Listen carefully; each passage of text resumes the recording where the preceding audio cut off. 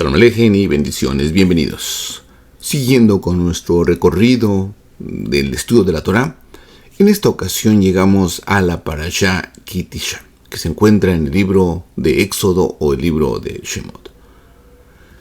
Con el subtítulo La bendición no reposa en lo contado, y esto referente al nombre de la Parashá Ki Tisha, que significa censo.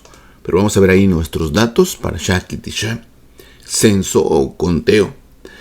El libro de Shemot 30:11 al 34:35. El libro de Primero de Reyes, haciendo referencia directa con el censo que manda a realizar el rey David, en la cual viene una plaga y mata aproximadamente 70,000 personas. Primera de Reyes 18:1, que en sí el relato está en el 24, pero ahí comienza a gestarse la idea del censo. Segunda de Corintios, capítulo 3, 1 al 18. Los temas. El censo. Era muy peligroso censar al pueblo, a menos que ellos trajeran una contribución y a menos que el Creador lo haya ordenado. El lavatorio, el aceite de la unción, el Ketoret, Betzalel y Aholiab, el Shabbat, las tablas, el becerro de oro, las segundas tablas y la renovación del pacto. Déjeme de hacer un breve resumen y entramos al tema. El pueblo de Israel, de acuerdo a la Torá, es lo que el Creador llama Israel, es un nivel más alto de espiritualidad o de conexión con el Creador. Jacob es entonces un nivel más bajo de conexión con el Creador. Solamente entonces son estados de conexión más que pueblos o más que tribus o más que personas. El pueblo de Israel es mandado a contribuir cada uno con medio shekel aquí en la parasha. Esto es para la elaboración del santuario y para la redención de sus almas. Además, también son dadas las instrucciones para construir el kior, una gran vasija de agua para el santuario, junto con el aceite de la unción y el incienso. 2 artesanos sabios de corazón, Betzalel y Aholiab, son puestos a cargo de la construcción del Mishkan. Además, el pueblo es mandado, en esta ocasión o nuevamente, y se le da la importancia al día de Shabbat. En la situación de cuando Moshe es llamado a recibir las tablas, Moshe no vuelve, aparentemente se tarda, no vuelve en el momento esperado del monte Sinaí. La gente hace un becerro de oro y lo adora. Cuando se escucha eso, la tragedia había acontecido. El Creador se propone destruir la nación de Israel, pero Moshe intercede por ellos. Moshe desciende del monte cargando las tablas del testimonio grabadas con los 10 mandamientos, viendo a la gente bailar alrededor de su ídolo. Moshe rompe las tablas, destruye el becerro de oro y manda a matar a los principales líderes de la revuelta. Luego vuelve Moshe hacia el Creador y le dice: si no los perdonas, bórrame de tu libro que has escrito. El Creador perdona, pero dice que los efectos del pecado serán sentidos por muchas generaciones. Primero, el Creador propone mandar a Zumbalá junto a la gente para guiarlos, pero Moshe insiste que Yahweh mismo los acompañe hasta la entrada de la tierra prometida. Moshe prepara un nuevo juego de tablas y sube a la montaña una vez más, donde Yahweh reinscribe el pacto en estas segundas tablas, en la montaña.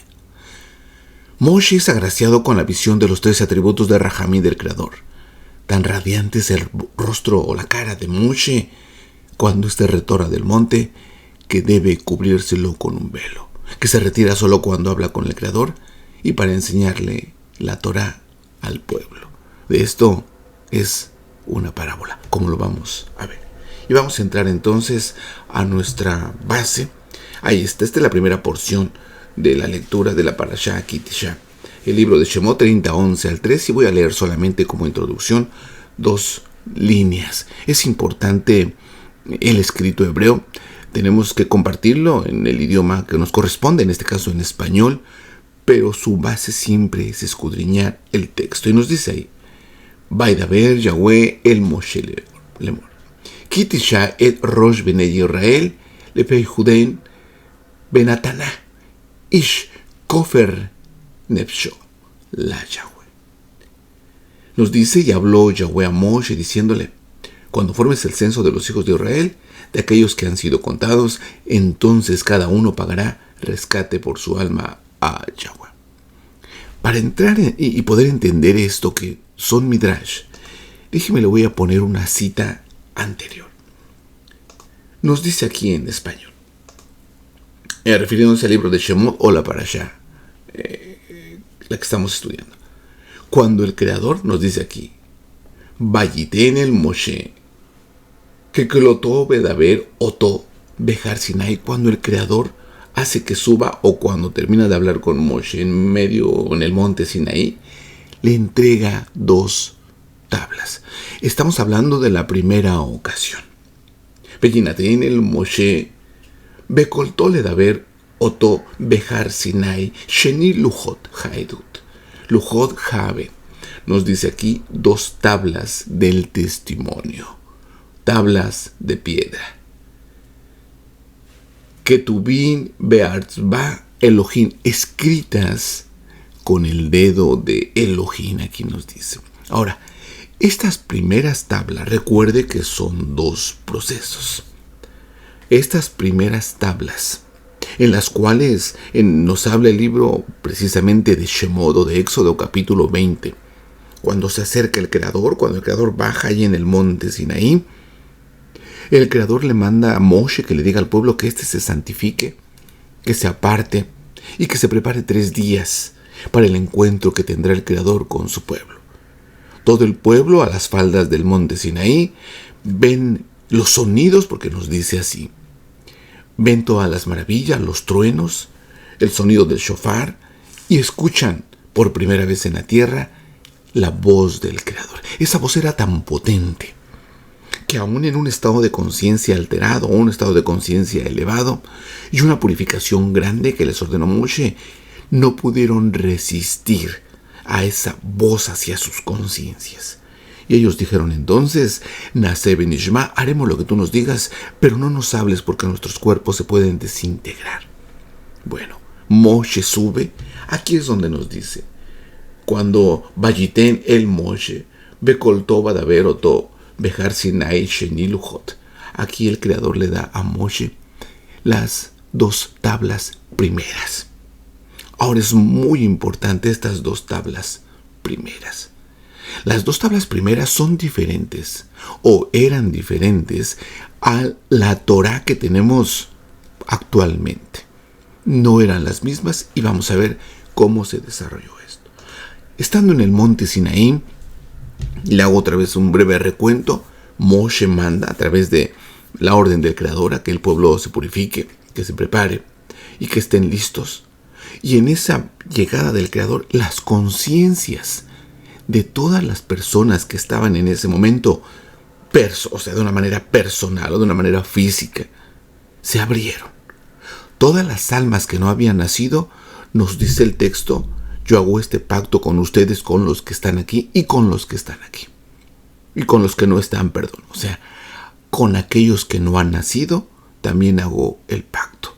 Era tan grande, usemos ese término, la santidad que llegó al monte Sinaí, donde estaba reunido ese pueblo, que las conciencias se abrieron.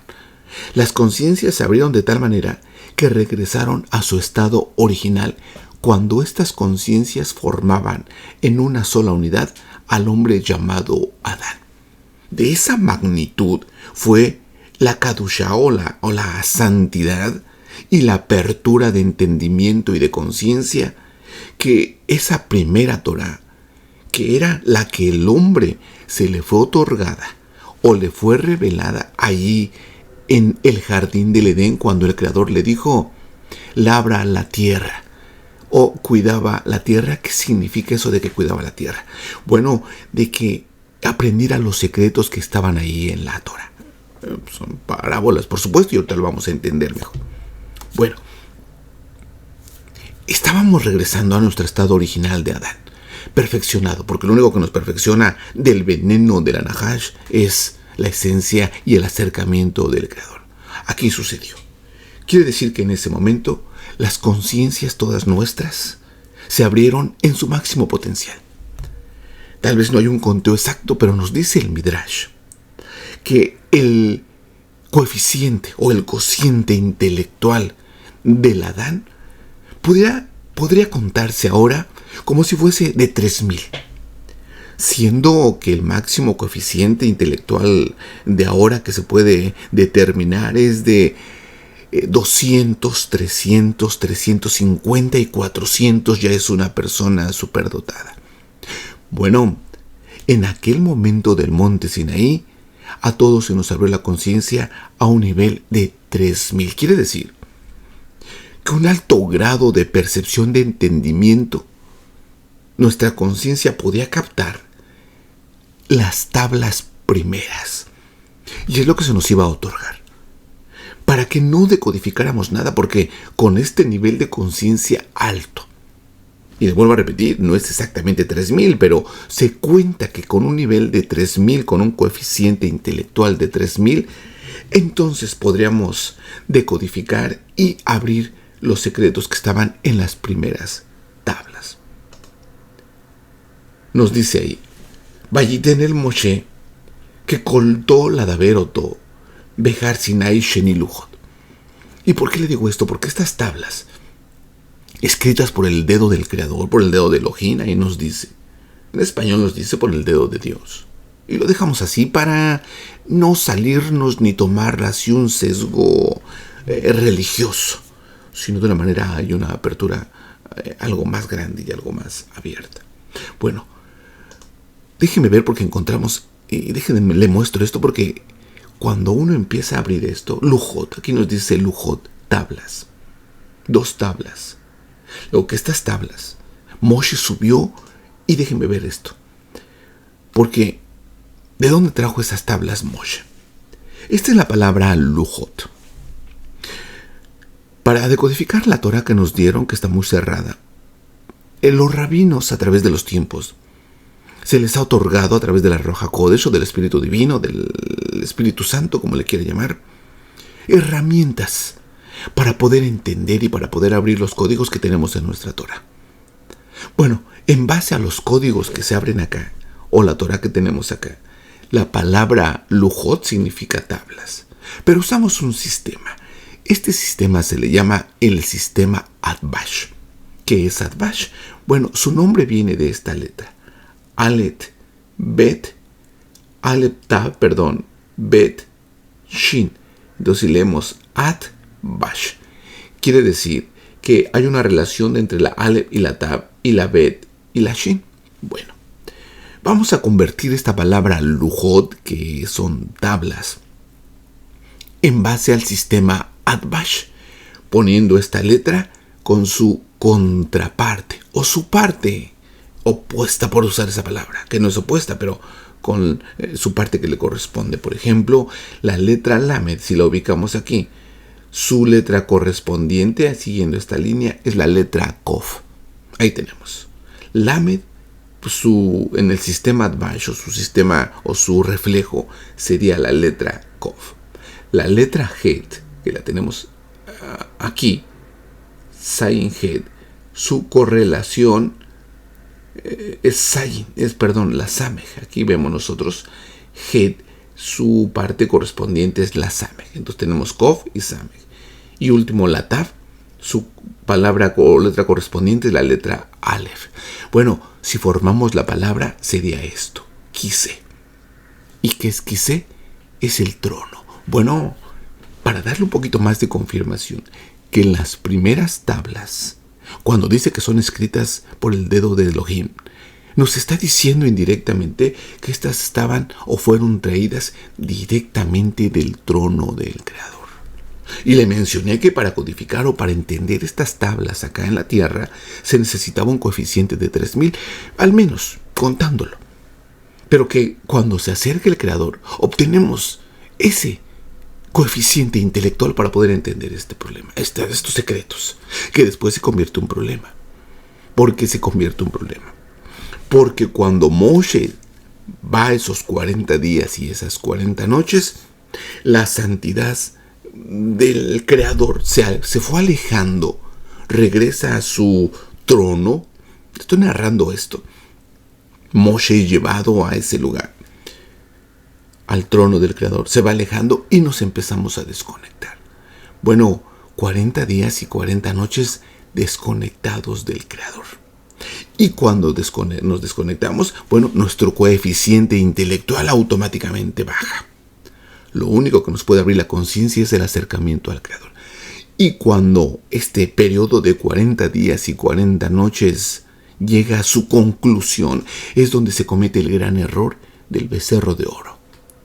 Y al hacer este becerro de oro, al chocar esta energía purificadora o que limpia el alma, al encontrarse con esta idolatría, se produce un cortocircuito que, de acuerdo a la Torá y de acuerdo a la Kabbalah, lo que en la Biblia se le tradujo como la palabra pecado, que de hecho, déjeme decirle, la Torá en sus 5 libros no registra la palabra pecado. La palabra het o pasim, o lo que se pueda registrar como pecado, lo registra como cortocircuito.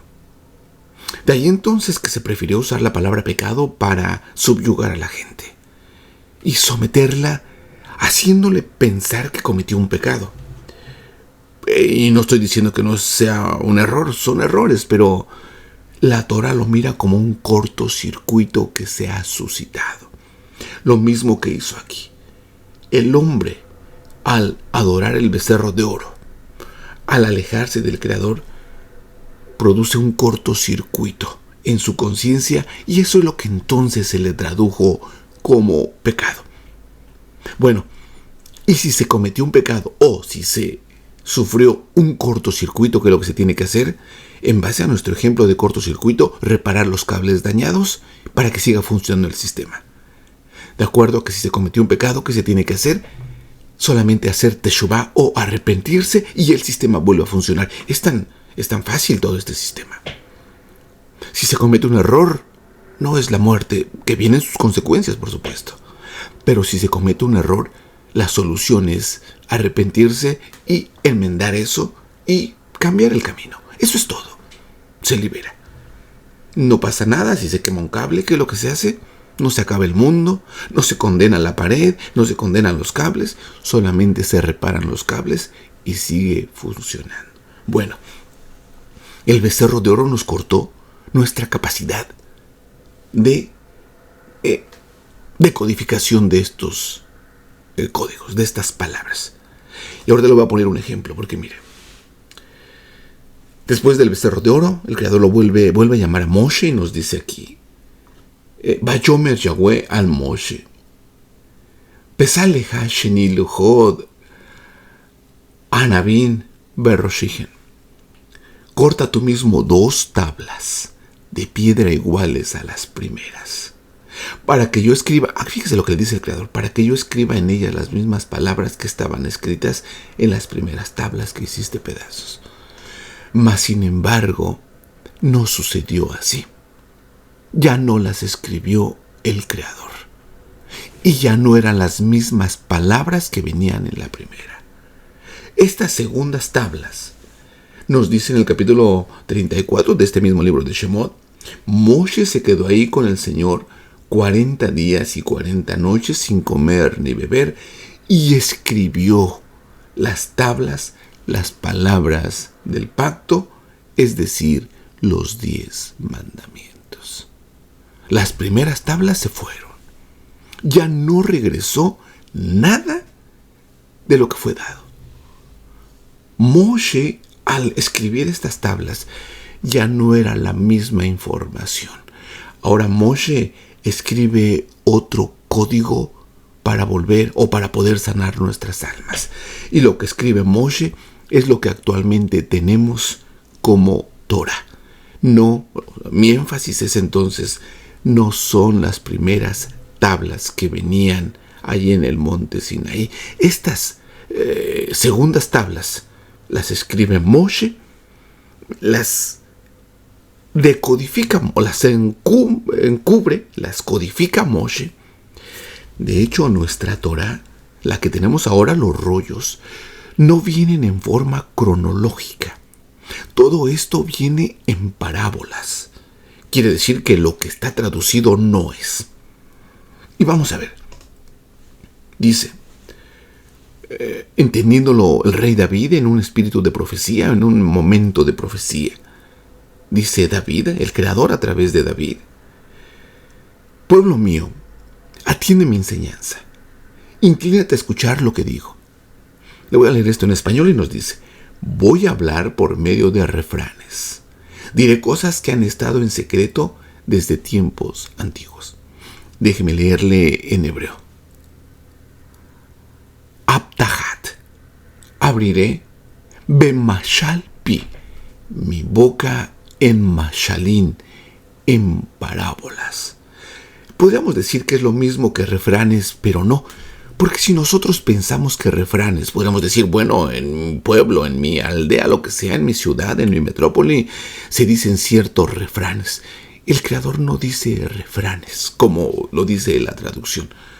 El Creador dice, Abtahat bemashal pi. Abriré en parábolas, en mashalín, mi boca. Pero fíjense lo importante que nos dice aquí. En mashal, en parábolas. Quiere decir que todo este escrito en hebreo es una parábola o son parábolas. Entonces, no se puede tomar como que eso sea real. Me refiero, o como que eso sea literal. Son parábolas y lo vamos a ver aquí. Abtahat bemashal pi. Había jodot minei kadam. Les enseñaré cosas, les traeré cosas secretas de ese lugar llamado Kadam o lugar llamado Kedem. Desde el infinito, desde el trono del Creador. Pero solamente en Mashalín. Va a haber secretos que hay que abrirlos entonces. Y esto se cumplió. Nos dice en el libro de Mateo capítulo 13:35, Yeshua habló de todo esto a la gente por medio de parábolas. Pero mire el énfasis que nos hace el escrito. ¿Y por qué le estoy haciendo ese énfasis? Porque entonces surgiría la pregunta. Bueno, si el escrito me dice que son las segundas tablas, que ya no las escribió el Creador, que las escribió Moshe, y que toda esta escritura viene en parábolas, y que el Mesías, o que David lo miró y dijo que solo en parábolas. Yeshua, cuando se pone a enseñar, nos dice que solamente en parábolas. Porque entonces la insistencia de tomar las cosas como si fueran literal. Por eso le hago ese énfasis. Nos vuelve a decir, y le leo Mateo 13:35.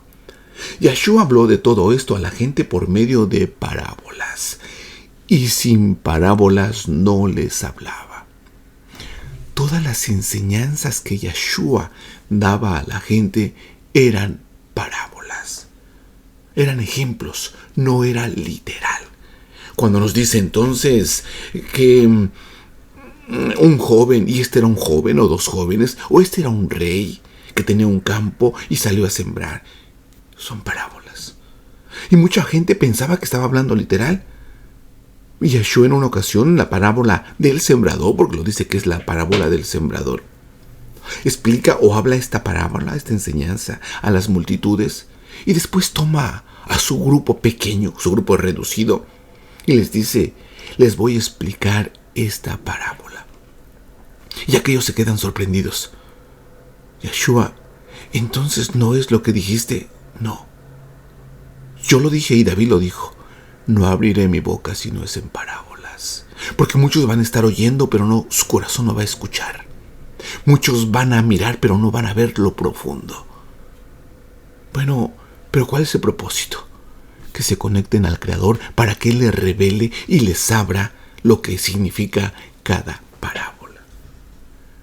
No abriré mi boca si no es en parábolas, en historias. Y le vuelvo a repetir, la gente en nuestro mundo, la religión, lo toma literal. Donde nos dijo el Mesías que son parábolas, donde está escrito en la Torá que todas son parábolas por causa del becerro de oro. Regreso entonces aquí porque le quiero poner este ejemplo de que son parábolas. Nuestro tema con el cual abrimos nos dice que le dijo Moshe que cada hombre tome cuando los cuente a las cabezas de los hijos de Israel, que ellos traigan un shekel. Pero mire, voy a tratar de abrir esto, que es muy interesante. Nos dice que entonces van a hacer un conteo a los mayores de 20 años. Esos de mayores de 20 años, en otra ocasión le voy a tener que dar otro ejemplo. Pero dice a los mayores de 20 años, cuando los cuentes que tomen un shekel, para que no mueran, así les dice. Pero bueno, ya leí la escritura, ya me dijo que cuando hago un censo, que entonces tome de cada uno de ellos medio shekel, para que no mueran ellos. Y que eso es para el santuario, así me dice. Pero entonces, regresando a la base, que no es la Torah original, y que lo que me está diciendo que tome un shekel cuando cuente las cabezas, yo lo debo entender que es una parábola. Entonces tengo que tratar de abrir la parábola, porque entonces no me está diciendo que cuando cuente de una manera física traiga un shekel físico. Si el creador del universo entonces traigo medio shekel, me diría entonces, esto es una parábola. Ábrela. Ok. Pero entonces acá se juega con que alguien traiga un shekel para redención y se trae el shekel. Me diría entonces, es que esa es economía. Y han convertido a mi palabra en negocio. Entonces, ¿qué es esto? Vamos a tratar de abrir esta parábola. Nos dice que traigamos un shekel. Padre, ¿qué significa un shekel? Literalmente sería una moneda. Sí, pero es parábola. Y aquí es donde empieza el problema. Pero vamos a tratar de abrirlo y vamos a usar las herramientas que nos dejaron. Porque ahí en Shemot, capítulo 14, versos 19, 20 y 21, nos dejaron muchas herramientas. 72 herramientas. Arcaicas, por supuesto. Porque con esas herramientas podemos, o si las utilizamos, podemos decodificar las parábolas que están en el escrito. Difícilmente voy a entender en español lo que me quiere decir en hebreo, porque en hebreo está codificado, son parábolas. Y si en hebreo son parábolas, entonces ¿qué puedo esperar de la traducción en español o en cualquier otro idioma? ¿Qué es shekel? Por una de las herramientas que utilizamos, que es la gematría, herramienta arcaica, vieja, pero que nos ayudará. Nos damos cuenta que shekel tiene una numeración de 430, lo mismo que la palabra nefesh, una persona. Entonces aquí me está diciendo shekel es igual a persona. Entonces me estaría diciendo que traigan una persona. Pero vamos a darle más abertura a esto. Estos 430 tienen una relación directa con todos aquellos o con los 400 años de esclavitud, como nos los deja ver Gálatas. En esta ocasión yo puse el libro o la cita de Gálatas, pero podría también poner la cita de Bereshit o la cita de Shemot, cuando el Creador hace un pacto con Abraham y le dice que 430 años estarán esclavizados. Bueno, 430 años significa shekel y significa alma. Déjeme le leo Gálatas. Lo que digo es esto, que Yahweh hizo un pacto con Abraham y lo confirmó. Por eso la Torah de Moshe, que vino 430 años más tarde, no puede anular aquel pacto y dejar sin valor la promesa de Yahweh. ¿Qué es 430 años? Porque en realidad el pueblo de Israel o las 12 tribus que estuvieron en Egipto no estuvieron cautivos 430 años, fueron solamente 210. Bueno, pero tú me dices aquí que 430 años. El Creador me contestaría, sí, pero esto es una mashal y tienes que abrirla.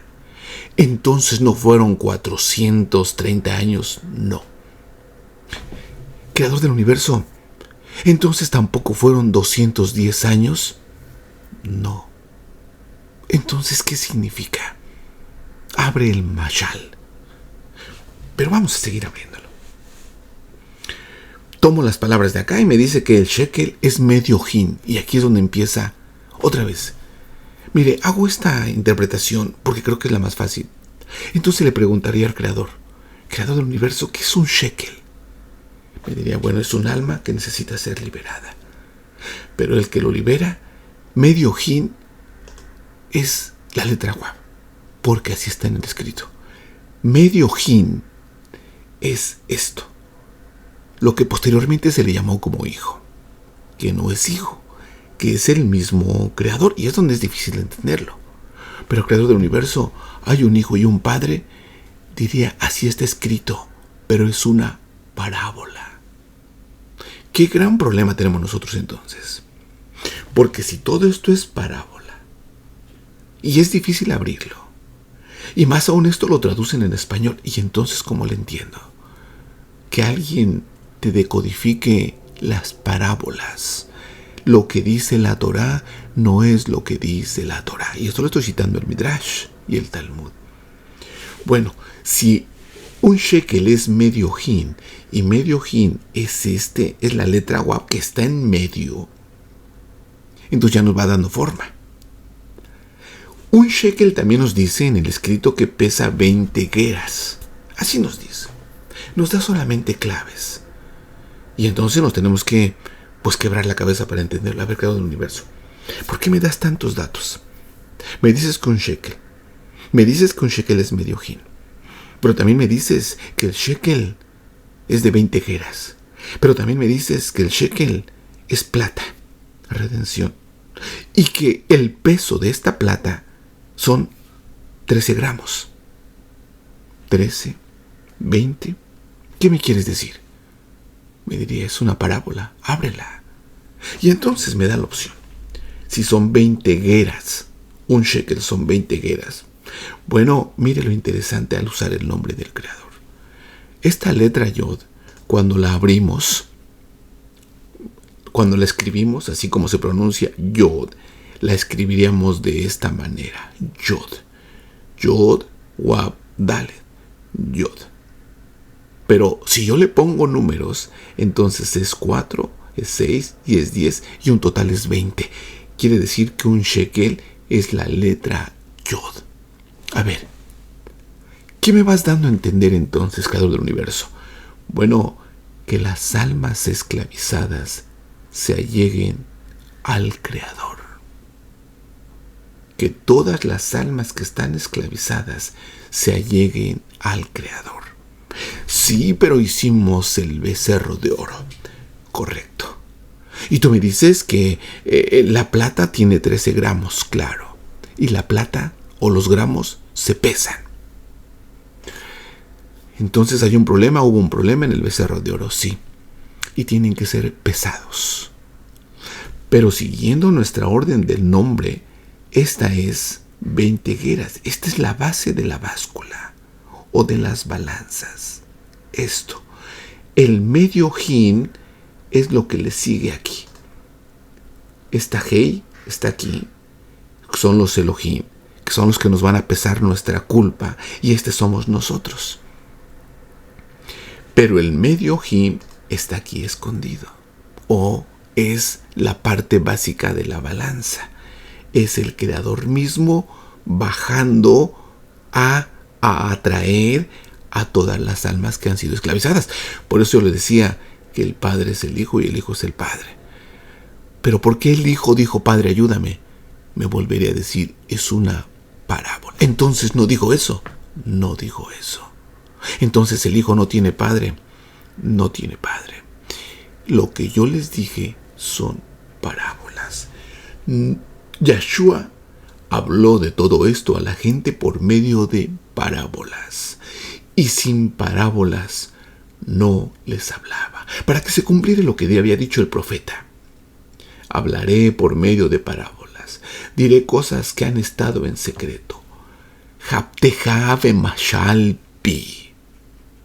Había jodot menekden.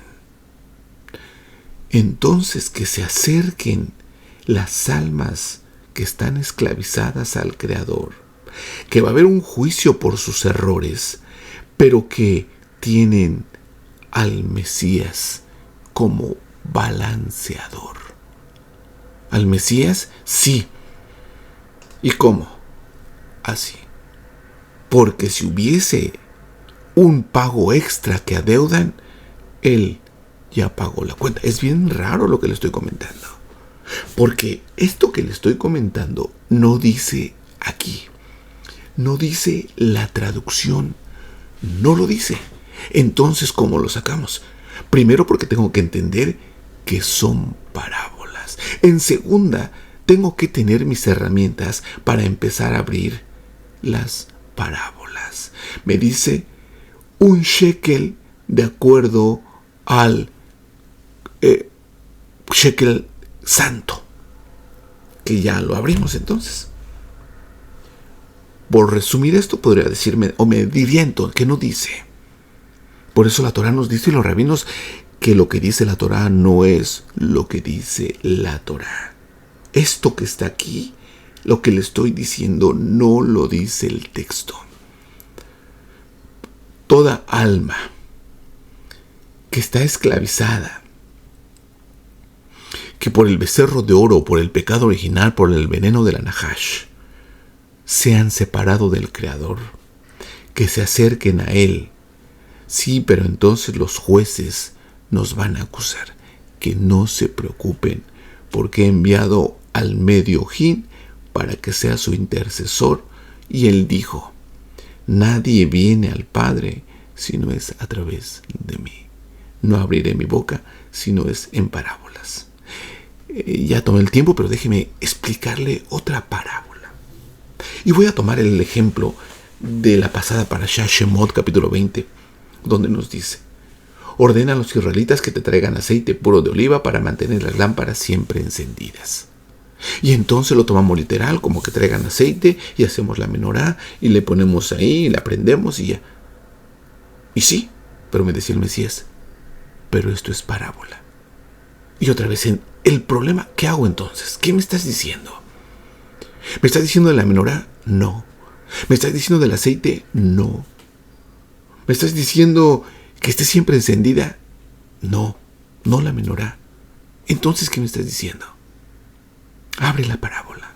Bueno, usando mis herramientas, me dice que los israelitas, los hijos de Israel y los hijos de Israel son los que han entendido su propósito y son los que han entendido que fuera del Creador no hay nada, que tenemos que apegarnos a Él porque estamos aquí por voluntad del Creador y que tenemos que hacer un trabajo y que tenemos que regresar. Eso es un israelita cuando su conciencia se despierta. No tiene que ser un kadosh, un espiritual, un santurrón, solo una persona con conciencia que diga, a ver, ¿por qué estoy aquí?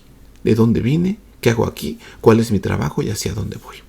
Cuando yo entiendo los 3 pasos principales de que yo vine aquí porque el Creador me mandó. Él lo dice en el Salmo 139, tú me creaste, me formaste en el vientre de mi madre, conoces bien, me diste, en el libro estaban escritas todas las cosas. Cuando yo empiezo a entender que hay algo que tengo que hacer aquí, cuando yo empiezo a leer en Bereshit que hubo una caída del Edén, en el jardín del Edén, que somos el Adán, y que vino un segundo Adán para restaurarlo, entonces empiezo a tomar forma y empieza a tomar forma mi vida. Y que yo voy a regresar, que solamente tengo un pasaje de aquí en la tierra. Me dice que 70 años, no. Tienes que arreglar tus 7 sefirot que están dañadas por el veneno de la Nahash. Ese es ser un Israel el que entiende cuál es su rol, y no solo lo entiende, sino lo juega. Bueno, esto es Israel. Dile a los israelitas que traigan aceite. Que traigan aceite, no. Shemen. Shemen es la palabra aceite. Y Shemen tiene una numeración de 390. 390, otra de las herramientas que me sirven para trabajar, se le llama que se le agrega un número a la cifra que se obtiene. Se le llama el kolel. Bueno, si a la palabra Shemen yo le agrego el 1, que es el kolel, así se le llama, que habría que estudiar esos métodos, son 8 métodos, son herramientas solamente. Si yo le agrego estos 390, el kolel, que es 1, nos da 391. Y si yo entonces comparo o busco otra palabra con la misma relación de 391, me encuentro con la palabra Yeshua, con el nombre del Mesías. El nombre del Mesías también tiene 391. Entonces, si voy formando mi frase, diría, dile a aquellos que han entendido que vinieron con un propósito, que me traigan, o que se acerquen, o que jalen la sabiduría de Yeshua, o que se apeguen a Yeshua. Diles que traigan aceite, que traigan al Mesías, para que les ayude a hacer su trabajo por el cual están aquí en la tierra. Dile a los entendidos que traigan al Mesías. Un Mesías puro. Así, un Mesías puro. Y entonces me da otras claves. Porque me dice en 1 de Pedro 1:19, ofrecido en sacrificio como un cordero sin defecto ni mancha. Traigan al Mesías puro. Así nos dice. Cativ, machacado. Entonces eso de machacado me suena otra clave. Y eso me suena como fue maltratado, pero se sometió humildemente y ni siquiera abrió la boca. Lo llevaron como cordero al matadero y él se quedó callado, sin abrir la boca. Lo estaban machacando, como una oveja cuando la trasquilan. Se lo llevaron injustamente y no hubo quien lo defendiera. Nadie se preocupó de su destino. Lo arrancaron de esta tierra, le dieron muerte por los pecados de mi pueblo. Traigan el aceite puro machacado. Traigan al Mesías sufriente. ¿Y para qué? Para que ese Mesías sufriente les dé aceite o su vela esté ardiendo perpetuamente. ¿Qué es la vela? Bueno, el libro de Proverbios nos los deja ver. El espíritu de Elohim ha dado al hombre que alumbra, la luz que alumbra lo más profundo de su ser. Esta mala traducción, porque aquí nos dice la Ner Tamid, la vela perpetua, que vela no es otra cosa que el alma. Y perpetua, pues de que el alma es eterna. Nos dice Ner Yahweh, la vela de Yahweh, Nishma Adán, es el alma del hombre. Otra vez, Ner Yahweh, la vela de Yahweh. Nishma es la Neshema del hombre. Entonces, redondeando, me diría, dile a los entendidos, a los que saben que van a la tierra, que traigan a Yeshua, que es puro, que ha sido machacado para que sus almas no mueran y vivan para siempre. No abriré mi boca si no es en parábolas, les dijo y les repitió. La pregunta queda ahí: ¿por qué tanta insistencia en tomar las cosas literales cuando éstas no lo son? Gran quebradero de cabeza que tendremos entonces, porque entonces, ¿qué leo? Puede leer esto, puede leerlo en español y entonces pensar: esto es una parábola, ¿qué me quieres decir? Y sin lugar a dudas, le ayudará a descifrar esas parábolas. Que tenga una bendición muy grande. Toda Rabá, gracias por visitarnos, gracias por compartir, gracias por su asistencia y bendiciones. Hasta la próxima.